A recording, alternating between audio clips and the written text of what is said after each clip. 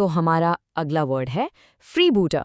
अब ये एक नाउन है और इसका मतलब आप सोचिए, समुंदर में घूमने वाले डाकू, जो बस लूटपाट के लिए ही निकलते हैं। एग्जैक्टली, अब फ्रीबूटर वही है, एक पायरेट या फिर कोई ऐसा एडवेंचरर जो किसी भी कानून को नहीं मानता। चलिए अब इसकी इंग्लिश डेफिनेशन पढ़ते हैं। A person who goes about in search of plunder, a pirate और लॉलेस एडवेंचरर। ओके, चलिए इसका पहला एग्जाम्पल देखते हैं जो हमें सीधा हिस्ट्री में ले जाएगा। इमेजिन कीजिए 17th सेंचुरी का कैरेबियन सी। पता है वो जगह इन फ्रीबूटर्स के लिए काफ़ी बदनाम थी क्योंकि ये लोग हमेशा खजाने से लदे जहाज़ों का शिकार करते थे। अब इस सेंटेंस को सुनिए। In the 17th century the Caribbean sea was notorious for the dreaded freebooters who preyed on treasure ships. लेकिन एक मिनट, क्या फ्रीबूटर्स सिर्फ समुद्री डाकुओं के लिए ही यूज होता है? बिल्कुल नहीं। इंटरेस्टिंग बात तो ये है कि इसका इस्तेमाल जमीन पर लूटपाट करने वालों के लिए भी होता है। आप सोचिए, जब कोई बड़ा एम्पायर कोलैप्स हो जाता है और हर तरफ लॉलेसनेस फैल जाती है, तब ऐसी जमीनें इन्हीं फ्रीबूटर्स से भर जाती हैं। सुनिए इस सेंटेंस को ध्यान से।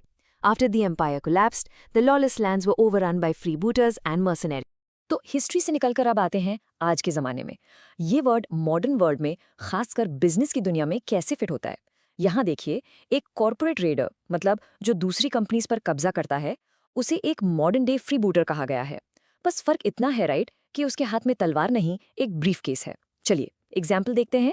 The journalist describe the corporate raider as a modern day freebooter seeking to plunder the company's assets. Business के बाद अब इसका इस्तेमाल पॉलिटिक्स में देखते हैं। यहाँ पॉलिटिकल फ्रीबूटर एक ऐसे नेता के लिए यूज किया गया है जो किसी पार्टी का लॉयल नहीं होता, बस अपने फायदे का। जैसे ही मौका मिलता है ना, वो पार्टी बदल लेता है। इस कोट से आपको ये बिल्कुल क्लियर हो जाएगा। He was a political freebooter, loyal only to his own ambition, who changed parties whenever it suited him.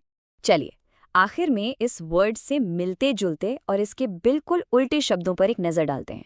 सबसे पहले सिनोनिम्स, यानी इसके जैसे वर्ड्स। ये हैं पायरेट, प्लंडरर, रेडर, मरॉडर और बुकनियर।